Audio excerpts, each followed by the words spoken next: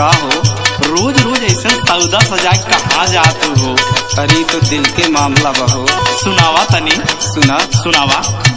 जा रही हूँ मैं तो घूमने बाजार, बेदर्दी अखियाँ मार के चले गए।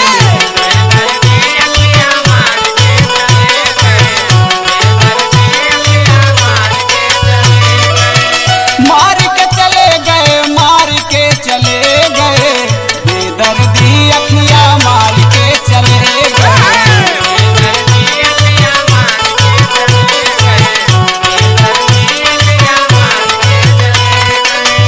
कहो सखी।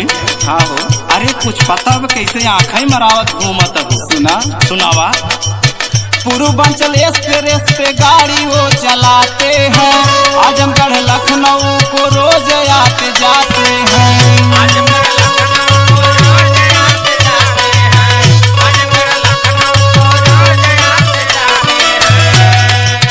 पूर्वांचल एक्सप्रेस पे गाड़ी वो चलाते हैं, आजमगढ़ लखनऊ को रोज आते जाते हैं।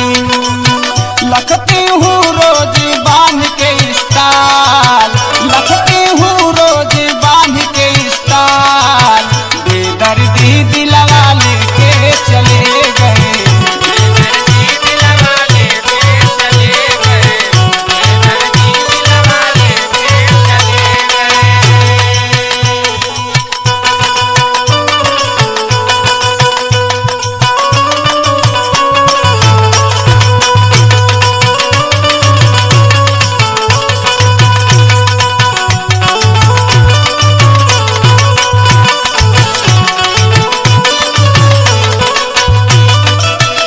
तो ई बात बस सखी। हाँ, और सुना। और सुनावा। इशारा मार के हमको यही बताते हैं, महरुआ दोस्तपुर मालीपुरा के जाते हैं।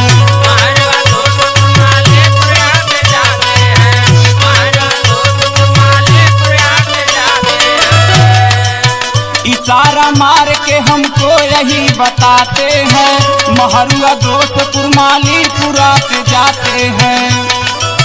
जा रही हूँ मिलने हो के तैयार, जा रही हूँ मिलने हो के तैयार, बेदर्दी मुस्की मार के चले गए।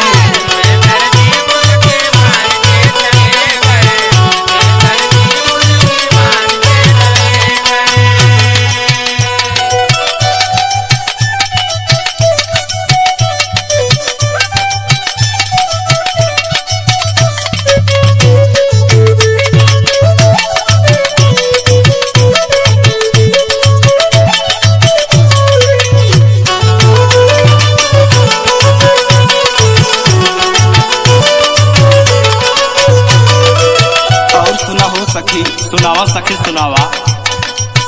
राहुल धर्मेंद्र राजा तरकिया चलाते हैं, हसमत पगली प्यार हो जाएगा बताते हैं।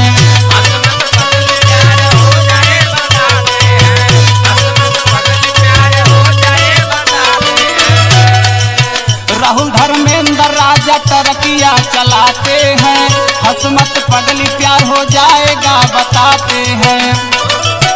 हंसती हूँ मैं तो खोल के रुमाल, हंसती हूँ मैं तो खोल के रुमाल, बेदर्दी निदिया लेके चले गए।